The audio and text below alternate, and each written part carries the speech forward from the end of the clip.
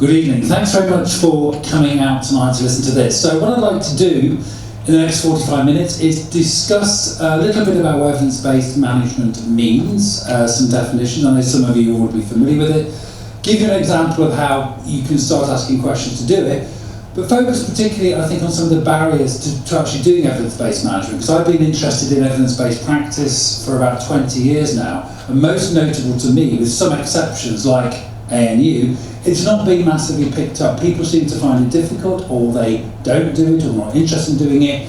So I think, as well as talk about evidence-based management and how you do it and the techniques, I think we need to start also thinking about, well, why is it difficult? Why aren't people doing it, and what can we do about that? So I'm going to conclude talking about some of the barriers and what we can do about it.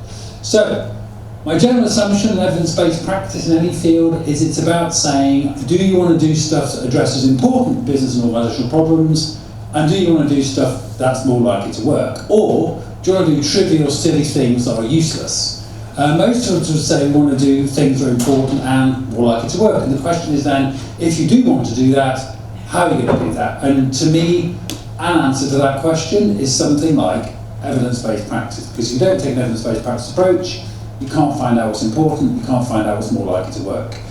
So the kind of elevator pitch is the decisions about that, important problems and potential solutions, need to be based on the best available evidence. And in management, typically there are four sources. There's scientific evidence, there's our own experience as practitioners, there's what stakeholders believe, and there's also data from the organisation. And the crucial point here is that everybody uses evidence. You can't say this person's evidence-based, this person isn't, this practice is evidence-based, this practice isn't. There's always evidence, there's always information. Evidence-based practice has evolved to address two main, issues or weaknesses in the way we use evidence. The first is that people pay limited attention to the quality and relevance of evidence. Because we may be surrounded by all forms of evidence and data. A lot of it may not be very good quality, so we shouldn't pay much attention to it. Also, people tend to not look across multiple sources, and I'll go on to talk about why that's important. So, evidence-based practice has evolved not to make people use evidence per se, but to pay more attention to the quality and to use multiple sources. So, evidence-based practice is a thing. I didn't make it up, the Centre for Evidence-Based Management didn't make it up, ANU didn't make it up. It's been around for a long time, and it really got going as a way of thinking about how you practice in medicine. So from around 1990, medicine said evidence-based practice is the thing we should do. I'm sure most of you are quite relieved that evidence-based practice is now kind of established in medicine, although it still has some problems. And these are roughly the dates when other professions started to say, let's try and practice in an evidence-based way. Management and HR, you could argue, come to it sort of quite late. So different fields of practice have their own centres. This is medicine. Policing, anyone come across evidence-based policing before? Yes, some of you have. It's exactly the same thing. It's you're a police officer, you're a police service, you think you've got a particular problem, what's the evidence of that problem? What can you do about it? Well, what is the evidence about what's more likely to be effective? It's the same deal in every single area of practice. They're not particularly different. Evidence-based policy making, this is from, when Barack Obama was President of the United States, he was quite interested in evidence-based policy making. I'm not sure the current President of the United States is a massive fan of evidence-based policy making, I'm not sure. Conservation, education, aging care, social work, mentoring, it's all the same thing, and this is the Centre for Evidence-Based Management, which we started about eight or so years ago. And this is the Centre's book, which I forgot to include, that just came out. So, I know some of you know the answer to this, but if I said to you, what is evidence-based management? What does it look like? What is it? What would you sort of start to think?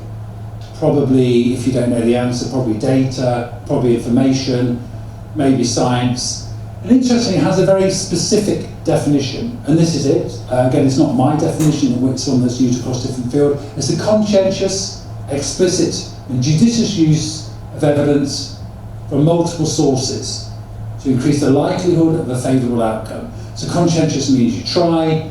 Obviously, explicit means you write it down, you codify it, you explain it. You don't just say, I know this isn't going to work, or I know it will work.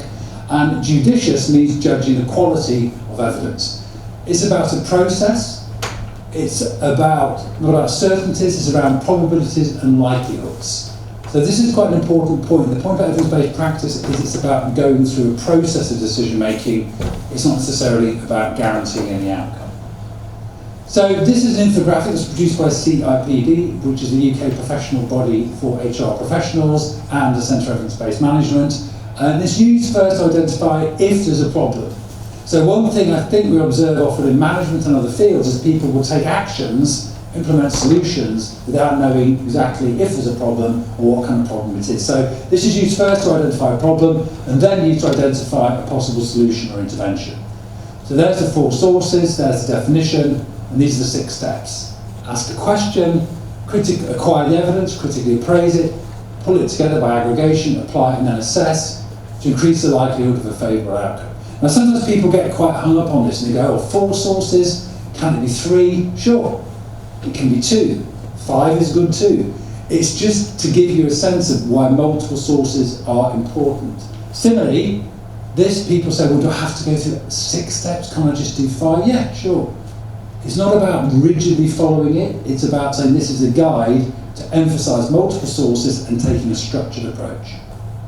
So, I'll give you an example. This is more from HR management. Who knows what employee engagement is? Anybody?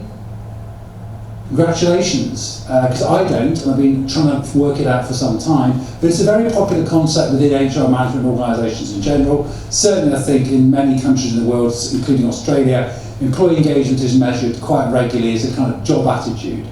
There's lots of popular books about it. This is The Extra Mile, Engaged, even employee engagement for dummies to show how far this concept's got. Not just for dummies, employee engagement for everyone.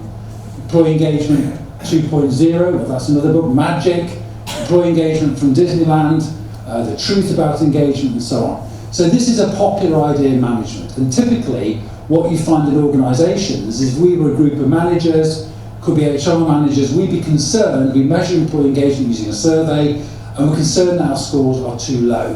Now, as a word of warning, typically employee engagement scores are always too low. They're never too high, they're never just right, they're always too low, which immediately is kind of a big red flag that there's something wrong with this concept. But anyhow, how would you approach this problem and solution from an evidence-based practice perspective? Not what's the answer, but what kind of question would you ask? So you have your survey data, we're sitting around looking at it, we're trying to say what should we do, we think it's too low. What question would you ask? So there's the 4 sources again. First, you look at your own expertise. What do we think as a group of professionals is going on here? Do we think there's a problem? Do we think there's an issue with employee engagement? And if we think there is, what do we think and believe about potential solutions? What do we think might work? And also, how relevant, applicable and trustworthy is our expertise? And we always ask that for every source of evidence. Now, as managers, like in any kind of context, you learn expertise in a certain way. So just because you believe that there's a particular problem with engagement, just because you believe there's a cause of engagement, your experience might not be actually very trustworthy. But it's still vital for any area to ask that question, because you will be still using that evidence as a practitioner, whether it's reliable or not. So it's about making it explicit and being judicious. Second area is organisational data. What actually is the engagement level? What do your scores show? Are they linked to, for example, outcomes? Typically, managers might think that if engagement goes down, performance goes down. But actually, is there evidence for that in your organisational data or not? And if there is, and it seems to be a problem, is there evidence about what might work to change engagement scores, to put them up? Is it worth intervening to do it? And again, how relevant, applicable and trustworthy? Third area, the scientific literature. If you go and look at the evidence and say, what's the scientific evidence about that low engagement is a problem? Are there like lots and lots and lots of really high quality studies that indeed show that if engagement goes down, performance goes down? Is there one study? Are there no studies?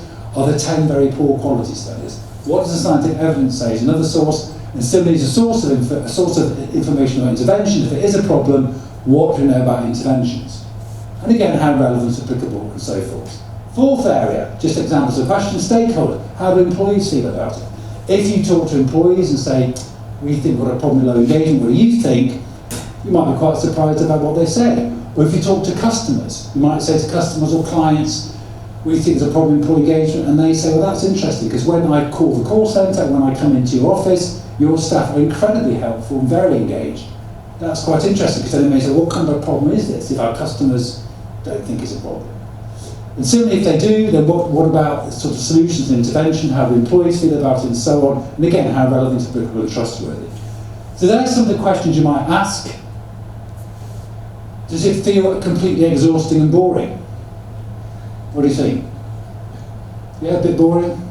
Yeah, it is a bit boring. Because the point about evidence-based practice is not to be exciting, it's to try and make a better informed decision. And that process is not necessarily intrinsically fun. It's not kind of meant to be, but it's helping to make a better informed decision. Does that make sense to you? What do you think? Audience response time. Yes. Thank you. Any immediate concerns? Can you imagine doing that, or can you imagine your organisation doing that? Concerns? A bit of, is that head wiggle, or is your neck just sore? Maybe sore. Any concerns? I'll give you some concern in a minute. What about? Do you think it's doable? Is that doable? How long would that take an HR team to do? What do you reckon? A month? A couple of weeks? Yeah? 12 months? Your life? It could. The good news is you can do that in half an hour. You can do it in an hour, you can do it in 2 hours. The point is to go through the process. If you went through that process as a manager, as an HR team, you might say, you know what, we've only got 2 hours to do this. What do you think about this? Let's try and get an answer. Often the answer to those questions will be, I don't know.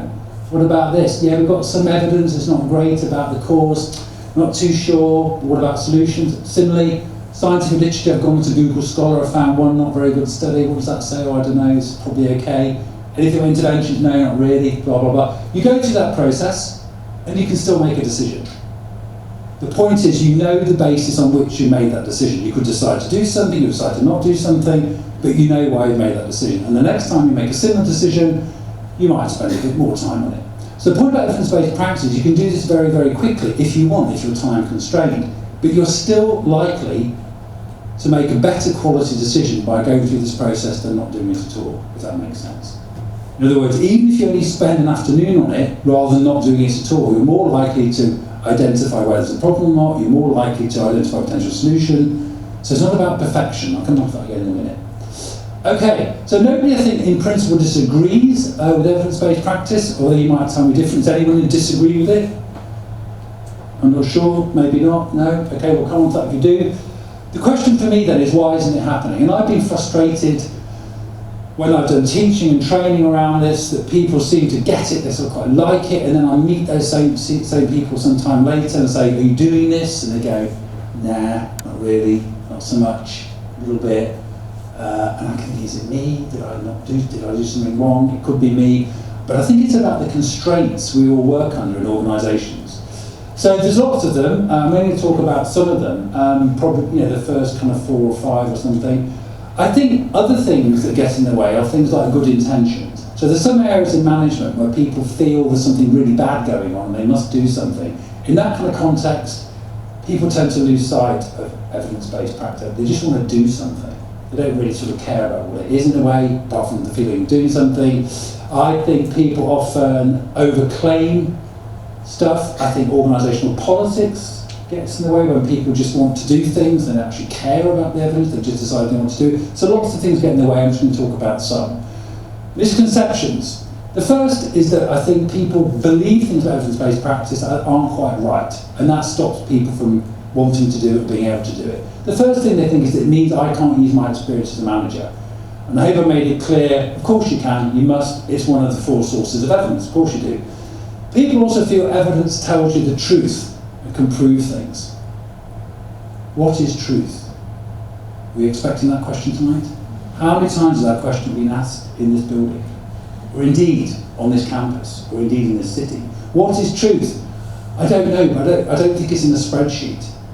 I don't think it's in research. That's not truth. Truth is something rather different. I'm not being post-truth. I just mean truth is some absolute idea. And we're not after that. Similarly, can you prove things with science, with data? No. You get more and more information about likelihoods and probabilities. Even a field of science where there's lots and lots of studies, done quite well, experimental studies, it's always provisional. A new study could come along that suggests the method isn't very good, or in fact it's misleading, or in fact there's something wrong with the way the data are collected, or find a completely different result. So again, we're not trying to prove things, we're not trying to find the truth, we're simply trying to make a better informed decision. But sometimes when people go into this, they feel, What's the point in doing this unless I know everything and I can prove everything of what I'm doing? We're not trying to do that. We're trying to make a better informed decision. But I think that's a barrier. People also think it's about making a perfectly informed decision. No. People also feel gathering all the evidence will give you the answer. And no, it doesn't, because what happens typically, the more information you get about something, the more elaborate your understanding gets. There's more than one answer, there's more than one problem. Now you could see that as a failure, or you could see that as the fact you've learned something about how to probably do your job better. So it depends how you view that. Also, some people feel we're doing it already. You know, what is this evidence-based practice? We always do that. Yeah, evidence-based practice. Yeah, you always use evidence, but I think there are three main differences between what we do already in evidence-based practice. The first is the approach to evidence. Conscientious, explicit, judicious. It's kind of a commitment to trying to use it. So we all use evidence, but do we take a particular approach? I don't think so.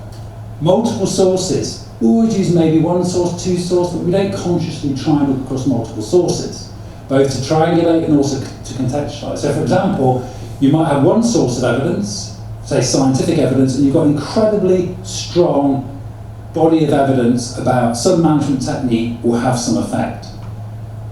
That in and of itself is pretty useless. You need to contextualise it. What about your organisational data? What about your stakeholders? What about your experience? Your organisational data might show that that intervention, based on a lot of good scientific studies, actually isn't relevant to your context, or might not work, or indeed might be counterproductive. So even one source of very good evidence is not enough to tell you that you should just do that thing. You need those other sources too. The third difference, I think, is a structured and stepped approach, where you get evidence for a problem, and then you try and implement a solution. We're easily distracted and pushed off course. Sticking with a process is ideal, it helps us stick with it, and there's many structured obstacles that get in the way. So when people say they're already doing evidence-based practice, and people have often said that to me in evidence-based management, I ask them the question, how have you looked across multiple sources? How have you critically appraised it? Did you do it in a and typically, they mean, I had some data. And that's great, but it's not the same as evidence-based practice. And I think that's a barrier, because if you don't know what something means and what it is, it's pretty hard to do it. And I think if people think they're already doing it, they're just not interested.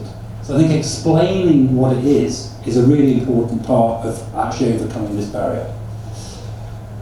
There's also some misconceptions of the role of science in evidence-based management. I mean, into all of these, but things like breakthrough studies or the latest ideas are the best. These are the kind of studies you might see in Nature, or these luxury science journals, as they're called, that kind of produce hyper-exaggerated, new, exciting findings sometimes. Single scientific studies can be important, not really. Single study doesn't really matter. It's just a single study. Maybe if you've got a whole bunch of studies, yes, you can start to look at that as scientific evidence. Firstly, the peer-reviewed journal stuff can also not be trusted. Of course it can't. There's all kinds of problems with the peer review process and publishing more generally. Science is the highest quality evidence you can get? No, depends on your question.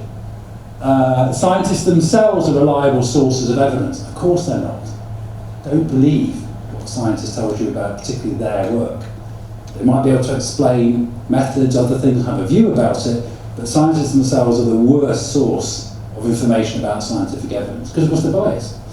Doing randomized controlled trials or nudge stuff provides all of the best scientific evidence you need. No, it doesn't. It provides some, but it's only one source again. And you get expressions like science shows, studies find, we know from science. No. What do we know? We know that there are some studies that show this, some studies that show that. They're not very good, maybe they're quite good. We've done in this context, that's what we know. We don't know from science stuff. It doesn't really work like that. And also neuro whatever is the best science, because it's about the brain.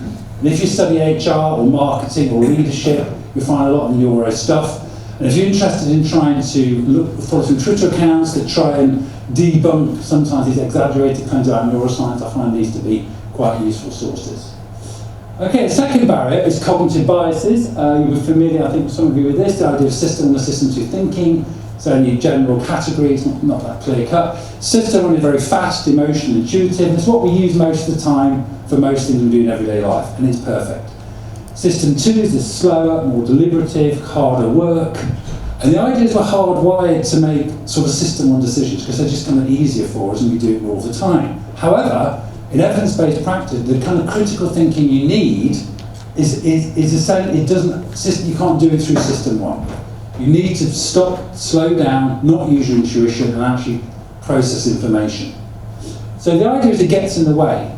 So as well as sort of other kind of complicated things, there are lots of visual illusions. So if you look at this, for example, so as most of you know, these lines are parallel, but they look wonky, right? How would you find out if they are straight or wonky? What would you do? Yeah, you can use a ruler, or you can actually look down the side of the slide. Feel free to do it. Look down the side of the slide and you'll see they're parallel. And doing that shows the basic principles of evidence-based practice and using evidence. It looks like that. Can I just check it somehow? It looks wonky, let me check it. And that's true of a spreadsheet, a journal article, qualitative data, looking at your own experience. I think that's the case. Is there another way of kind of checking that? So you shouldn't just take what you see in any kinds of data or evidence at face value. Here's another one. Of course, all the evidence is the same size, a little different. This is the most extreme version of the wonky line. I think those lines are in fact parallel. Apart from measuring it and looking down the side, what is the other way of trying to check that? If you put your hands in front of your face and cover up some of the visual field, you can sometimes squish it and you can actually start to see that they're actually parallel. And if that's working, maybe I made that up. Is that working for anyone? No? Okay, I probably just made that up, I apologise. It can work. Oh, what's this? Who recognises this? Extra points if you know what this is. Come on, I bet someone here knows. Cotter. Cotter's model of change. Is this an illusion? Or is it real? And those of you who've been exposed, I mean, for those of you who don't know, people in organisations really do use this as a model of managing change. Some of you may have actually used it as a model of managing change. The question is, it looks perfectly reasonable, but is it? Or is it an illusion? And I think there's lots of illusions like this in management. This is just a weird, what happens if you stare in the middle of that? Does anything happen? Depends a bit on the lighting conditions, and might be too light at the front. They kind of start to rotate a bit. And if they are for you, this is another good example. So these lines look like they're going into each other, but actually if you just trace any of the lines around, you'll see they're actually all completely separate. It looks like they're interlinked, but they're not. Here's another possible illusion. This is back to employee engagement. So on the left we have these engagement drives, on the right we have engagement outcomes, and it leads to satisfaction, wellness, blah, blah, blah, blah, blah. Again, is that an illusion or is it real? You need to check it out. What happens when you look at this? How many dots can you see?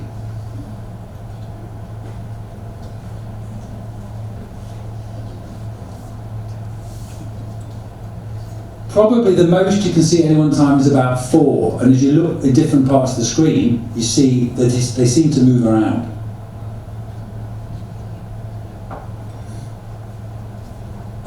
What did it say in that triangle? Paris in the spring? Who thinks it said Paris in the spring? Put your hand up. Who thinks it said something else who hasn't seen it before?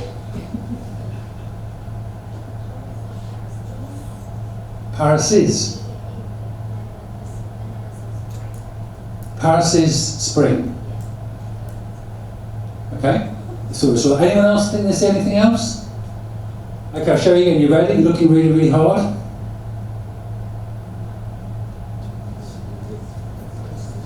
Yeah, 2 thus.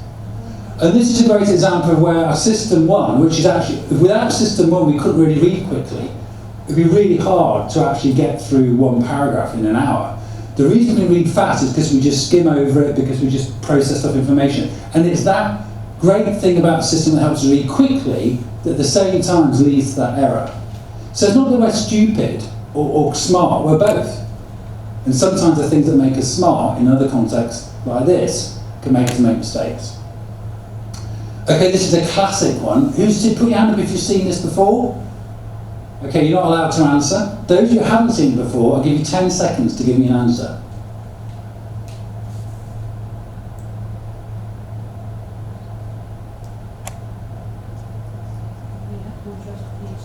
Yeah, you can adjust the exchange rate, and you can do it in dollars and cents if you want. Yeah. Okay. You know it's a trick question. You know you're probably going to get it wrong. Does anybody what's the number you want to say? Anybody? 10, okay. Put your hand up if you think it's 10. Really? What are the rest? What are the rest of you think it is then? 5. Put your hand up if you think it's 5. Wow. Put your hand up if you are just not going to put your hand up. Yeah, I thought so. That's a few people. Yeah, so most people say 10. I said 10 when I first saw it.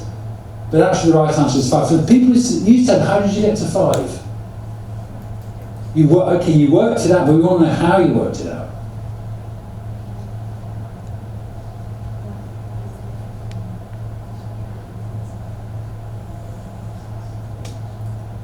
Did you hear that? Right.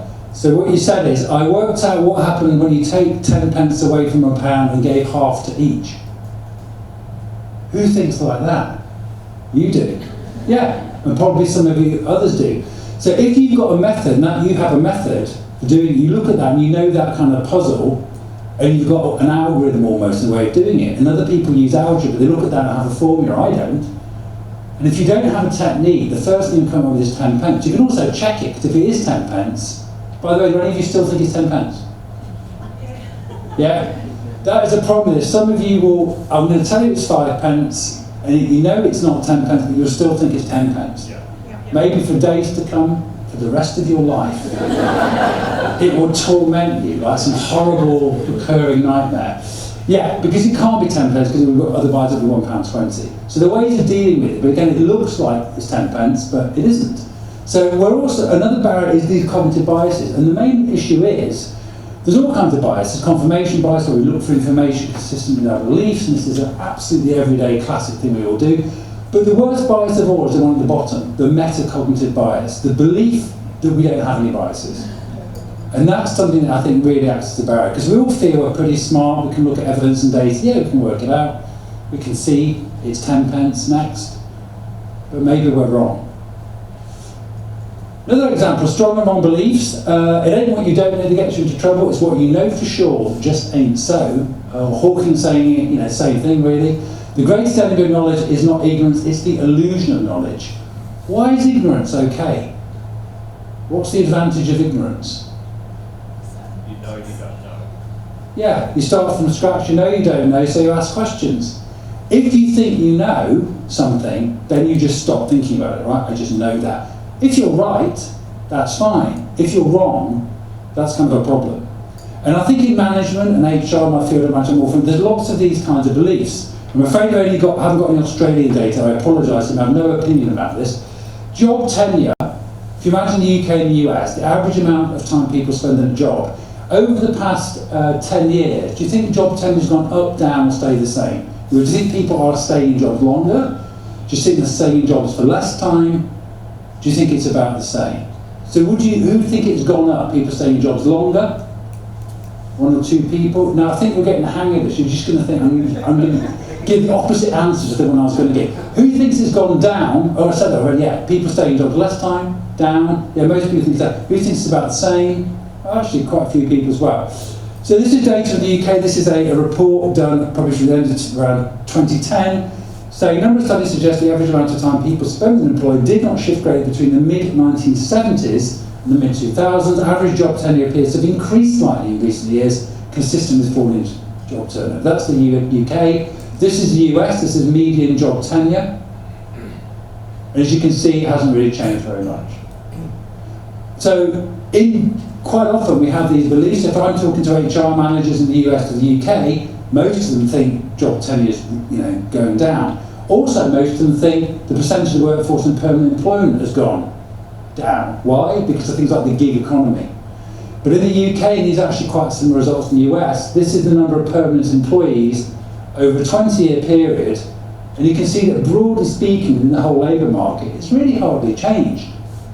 So whenever you hear people banging on about the gig economy, ask them to show you a bit of data about how big it really is. Doesn't mean there's nothing happening.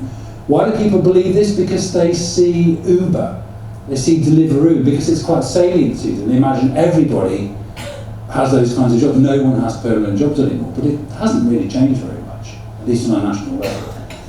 So the problem with those wrong, strong, wrong beliefs, it might affect the way you recruit, it might affect the way you try to retain people, because you have this background belief about what's going on in the world.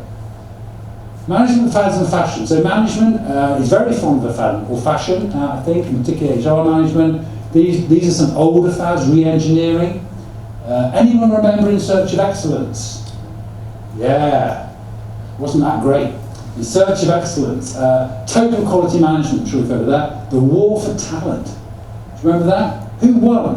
I kind of forgot who won that. Lean production, employee engagement, another kind of fad, you could argue, employee engagement. And people got quite interested in management fads because they're quite prominent sometimes. If you go to a classic airport bookshop, you know, it has, a lot of the non-fiction stuff is all about, you know, new ideas, exciting things in management you should do. And what's quite perhaps surprising is those ideas do get taken quite seriously, to the extent that organisations will adopt them and try and use them and then normally drop them again. And those of you who've been around for a while in organisational life will see not only the same thing coming around again, but the same thing coming around again with a different name. It's been kind of rebranded or repackaged. So people try to trace things like management by objectives or just in time, 1 minute manager. What's the problem with business fads, business fashions? I think fads get in the way of clear and critical thinking. Also, they encourage something called solutioneering. Solutioneering, you'll be familiar with it, maybe not the name. It's where you identify a problem by the absence of the solution. The problem is, we don't do emotion intelligence training. That's the problem. That isn't a problem. That's an intervention. What's the problem? The problem is we need to increase our engagement scores. Do you? Maybe the problem is there's an issue with performance. Why do you need to increase engagement scores? The problem is we don't have a talent management strategy. So this encourages solutioning because we see this fad or fashion, we think that will help us with our problem. We actually don't know what the problem is yet, or the issue is. So fads may be effective, but often not panaceas. If they work, their effect may not be large. They may be no better than stuff you're already doing anyway, and they can be harmful. They can be harmful, and they're over-applied. So some of these ideas might work in some context for some things. The danger is everyone starts copying it. How can you spot a liking management fad? Well, it's buzzy and exciting. And this is something that always gets me when I hear managers talk about things like, hey, there's this really cool idea. I came across this really awesome thing. You're thinking, no, you're a manager, you're not buying a pair of trousers. You know, you're not deciding, you know, to download some music from a new band. You're trying to make a proper decision. So that should be a huge red flag. If you think something's cool, and you're trying to make an important decision, you probably should stop and think. So they often make massive claims to good quality evidence, often involve management gurus and superstars. It's all good. It's presented as a universal panacea, and often uses unverifiable anecdotes and success stories, which is the company of our day that people always give an example. You know, this company does this, isn't it marvellous? Apple or, Google. Drives me nuts. Those of you involved at all in teaching students in business schools, as I am, will find that students cannot resist mentioning Google in whatever the essay or assignment is about. A while ago I used to teach leadership, and I say to the students, this essay is nothing to do with a particular person. Steve Jobs. This essay is not about Steve Jobs. Don't write about Steve Jobs. Steve Jobs is completely irrelevant to this essay. And still about a quarter will come back talking about Steve Jobs. So I think there are these obsessions we have. And of course we don't know with a company like Google, we don't really know what they do. We can't really verify it. We can't see the data where they claim, oh, we did this and it was marvellous. And frankly, Google will be extremely successful no matter how well or badly it was managed. It's a gold mine. You don't need to manage a gold mine that well, it's just dig it out and there's the money. And that's pretty much Google, I think. They also seem to involve new words which don't describe anything new. So particularly again, in some areas of management, we have now, instead of data or measures, we have metrics. And instead of doing data analysis, you have analytics. Does anyone know what the difference is between data analysis and data analytics? A measure and a metric, anyone? Yeah? About 50k, I like it, yes. Yeah, right, I think it is about 50k. That's the difference. So it's really strange. And my pet theory about this is because measures and analysis has a soft ending. And it sounds a bit wimpy and not very kind of macho. Whereas analytics and metrics sounds a bit tougher. I think that might be why it's the case. But yeah, new words that don't really mean anything new. Why do people go with fads? Chris, it's cool, it's fun, it's neat. Say, fine if you're buying a pair of trousers or whatever, it's not fine for other things, it's defensive. If you're doing it and the other company's doing it, you can't get into trouble. People think the latest thing is the best thing, etc., etc. And if others are doing it, surely it works, and you have to think less, cognitive ease. Who's got a kitchen cupboard at home with electrical kitchen equipment in, which they basically never really use anymore? Right, what is in that cupboard of shame, please, madam? Popcorn maker, disgraceful. What's in your cupboard of shame? Juicer. Juicer? Okay, pie maker, anything else? Stuff like this. Now, some of you, like a juicer, I often wonder, and I don't know why, but I often wonder what percentage of all the juicers sold in the world are used for more than about 2 months. I reckon it's about 10%. I think the other 90% are in that cupboard of shame. We see this stuff and we think it's going to help us. And I think kind of that's what managers do. They see these fads, these fashions, these new ideas, and they think that's really going to help me. That will be really good. I'll get that. But they don't know if they really need it or if they want it, and it ends up in the equivalent of the management cupboard of shame. This kind of stuff. Now this is a personal example, just to prove I'm exactly the same as anyone here ever bought Banana Guard? Banana Guard? Yeah? Yeah? Do you use your Banana Guard? Why not?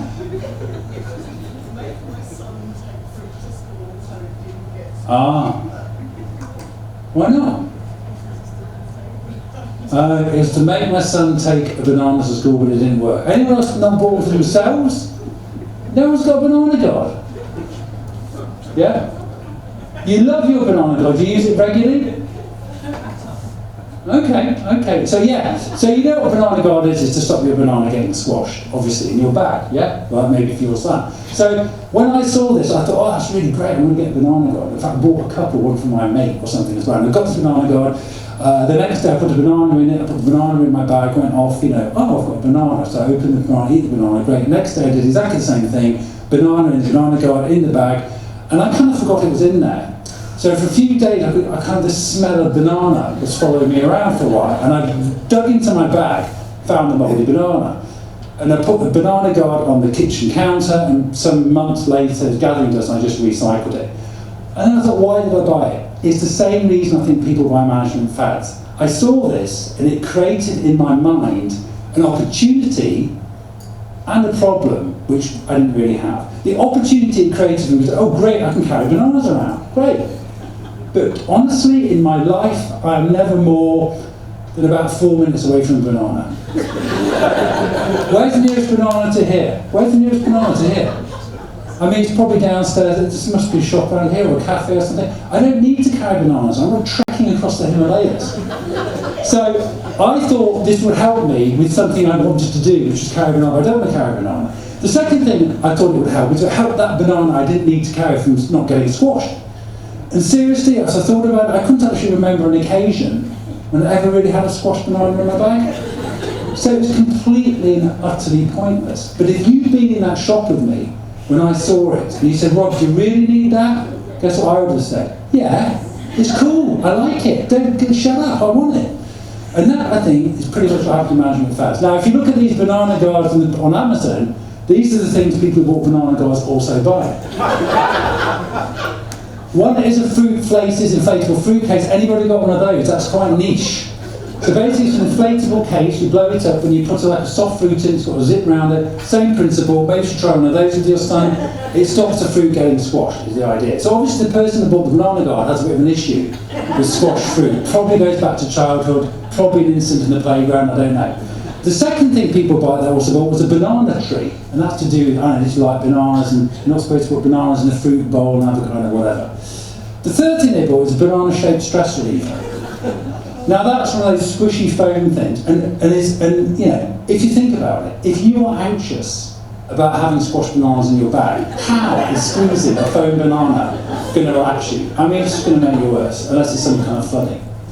So management fads. The fifth and final barrier I talk about, and I'll draw things to close it, is management career incentives. And this is something I noticed particularly when talking to ex-students or people I've taught or trained or something, say, oh, you think evidence-based management? You go, no, I'm not really, not doing it, Rob, or not much.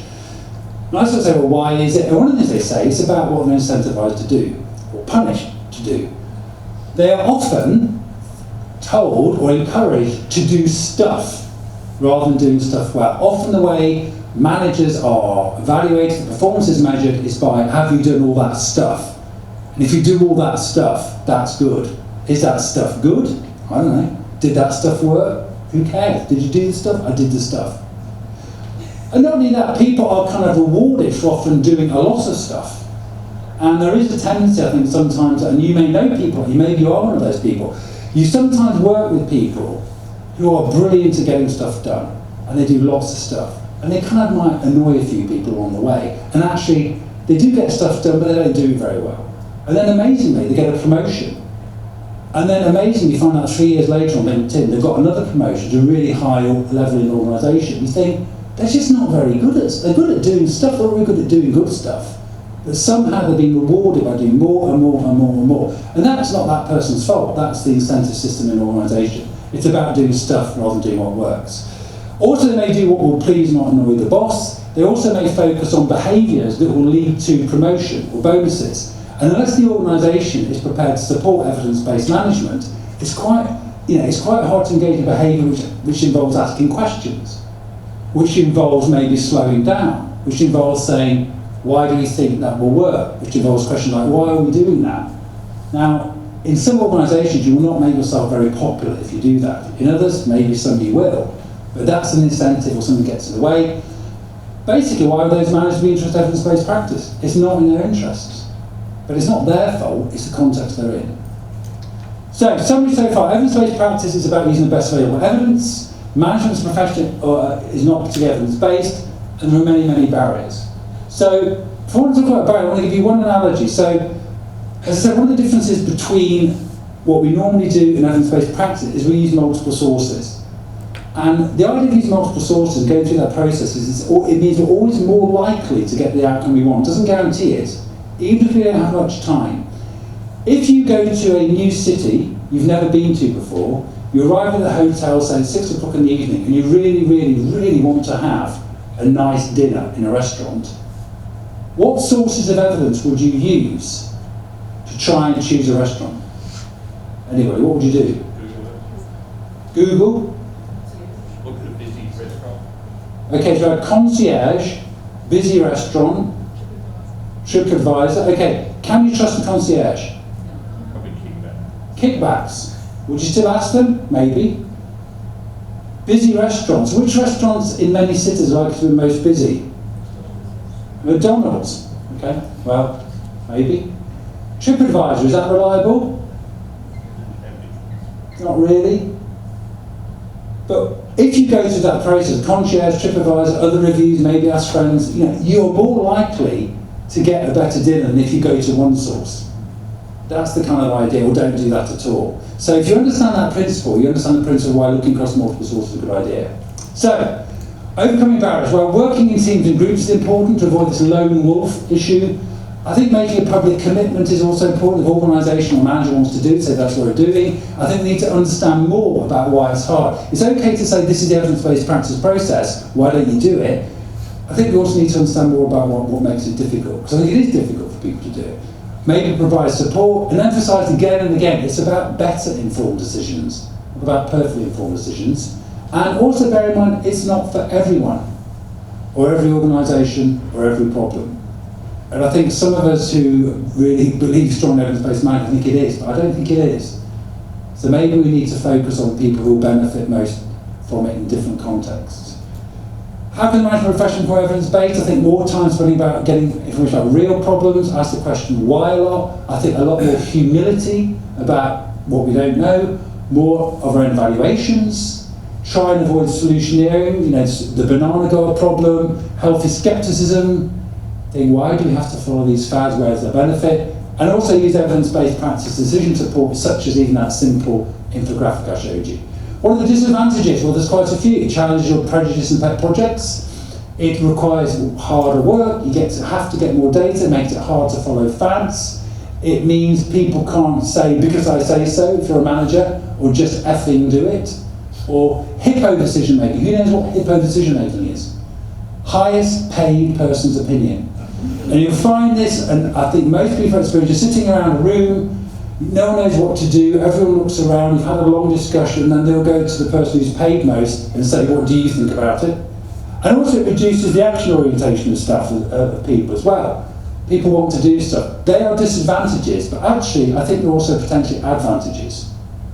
And also I think doing evidence-based practice means you develop deeper knowledge and understanding of your work and the organisations in which you work. If you don't do something like evidence-based practice, you will keep doing stuff, but you won't quite know the base on which you did it, you won't quite know where they worked, but you just carry on doing stuff without really learning, without probably getting better at doing what you're supposed to be doing. So I think that's another reason to do it. And finally, if you agree with that, and you see at the beginning, it is the only way we can do stuff that addresses important problems and do stuff that's more likely to work. Thank you.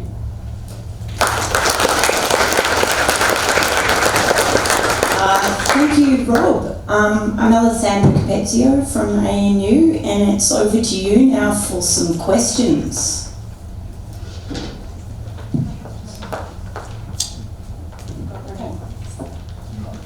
I'll stay on this side. Thanks, Rob. I work quite a lot in risk management, and I see some of the same problems. I mean, one of the biggest things is fear, that it's going to show things that people didn't understand. Yeah. The other problem is that now people pretend to do risk management, and it usually comes down to ticking boxes and putting a signature on a page. Do you see anything like that? Are there any sort of pretenses at doing evidence-based management, and how do they sort of try and cover over the fact that they're not? That's a really good question. I think risk management in terms of being embedded in organisations is much more so. I think there's more techniques, more checklists, more other kinds of things. I think we're not at that, even at that stage yet. I think the only way people pretend they're doing it or say they're doing it is when they actually don't know what it means. So that people regularly, and on Twitter or LinkedIn or whatever, will say, I'm doing evidence-based management. And about every 6 months, I put out a tweet saying, is anyone doing evidence-based management? And I show the infographic. And normally I get 4 or 5 responses. And I always get back to them. Sometimes I have phone calls, sometimes I have arguments with people on the phone.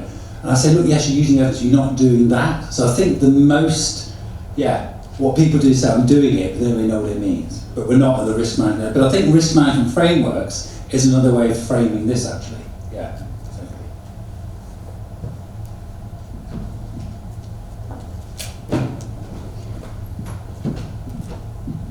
Thank you for a very interesting talk.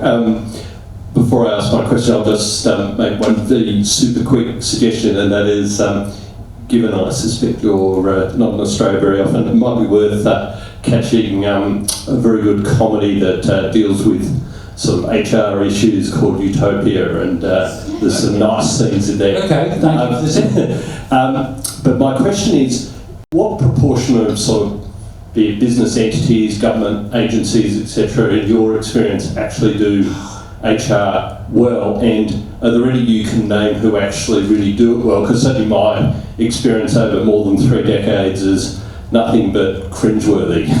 Yeah, do you mean HR in particular? Yes. And you mean, are they doing something like evidence-based practice? Well, I'd say they don't. Well, that's what, so quite often, for example, journalists will say, so thank you for talking about evidence-based management, now can you give me the example we can go and talk to? And I really struggle. I haven't, and it could be, of course, because I just don't know anything about them, but I've yet to come across an organisation that's sort of really trying to do this and talks about doing it and tries to stick at doing it. There may be thousands that I would know about, but I haven't seen it. So that's where we are. That's why the whole point about it is actually thinking about the barriers, because no one sort of disagrees with it, but people find it very difficult. Not because they don't understand it. I think that's the easier part. It's harder to do it in practice, I think. Yeah. Well, thank you very much for such a good talk. Just starting with just a comment, I have met a lot of people who very similar type of ideas coming out of Nassim Nicholas Taleb in Fooled by Randomness. They just kind of misconstrue that as because of the randomness problem, we don't need to do anything like this because everything is random anyways. So just a comment there. Now you mentioned in the barriers some consultancies. Sure. Would you please shed some more light on that? Okay, any consultants in the house from the big four? Okay, so there's a couple of issues. One is, as many people pointed out, one of the things about consultants is essentially they're paid for getting work. Right, that's their business model. They're paid for time from the client. They're not necessarily paid for doing if what their advice or what they do works. Now that again, consultants say to me, that's not my fault. The client won't pay for an evaluation. Okay. So, but that is the business model. The other business model they have is about new stuff. So consultants is, not all, but typically will invent a new product or service, or whatever it is. They will then saturate the market. It's like employee engagement. They'll saturate the market, everyone's got it. And once everyone's got it, our business model is that we need to find a new thing. And so, by dint of the way they make their money and produce things, they add to this problem. However, it's not their fault. People are buying it. So buyer beware and all that kind of thing. So I think consultants, in my experience, generally not always get in the way of this. And indeed, you would think, or might you think, a management consultancy might pick this up. And I thought, for years I was quite surprised, and I thought, I'm so naive. The reason they won't, particularly if it's a big one, is because then their clients will start asking questions about all their other products and services. Do you know that thing you did for us? Where's it? No. So I think there's a risk in a consultancy adopting this model because it will undermine a lot of the stuff they do. So in general, they don't have to be, you couldn't have to control. So yeah, I think they're kind of getting away, but it's not, I'm not blaming them. It's about the system. Thank you. Hello. One of the challenges I think is happening in wider society is suspicion and rejection of experts. Yeah. And one of the challenges I see with evidence-based management, especially when you're putting together a recommendation for an approach or an intervention that a company should take, is that often the barrier or the refusal to accept that comes from a gut reaction rather than a considered thought. Have you any thoughts or considerations about that as one of your key barriers? Yes, I think it's a good question. So the first thing is, in a way, and a British politician called Michael Gove said this, and I don't agree with him about anything else, but he did say we shouldn't trust experts. And there's actually something in that. As I said before, if you know a hell of a lot about a subject, you're going to be pretty biased. Which is why in other fields like medicine, when they do sort of reviews of scientific evidence, they may go to the experts for advice and opinion, but they make it very clear that's what it is, and often get people to review a field who actually don't know anything about it, because it can be less biased. The other thing you said about gut is I think you're right, and there's a quote which someone will probably know, I only came across it the other day. It's something like, an opinion or view that's been arrived at without using evidence cannot be contradicted by piling more evidence onto it. And I think there's something in that. So I think sometimes when people just think something is a great idea and they really want to do it, like my banana guard, throwing lots of evidence at them probably won't change their mind. What will, I don't know. And there's a different kind of question. I think that's a more meta thing about helping people think about the way they got to the decisions and choices they made rather than attacking a particular one, because it can entrench people. For example, an example is things like MBTI. Any fans of MBTI in the house? Probably NTJPF, whatever. Yeah. So, for example, I had lots of discussion with people about that, and if you start to critique it, they actually dig in even harder. So I think it's about thinking in a more meta way about the way they're using stuff. But yeah, you're right. Gut's big, as it were. Hi. So to your point about consultants, can you suggest a way to start undermining that power structure?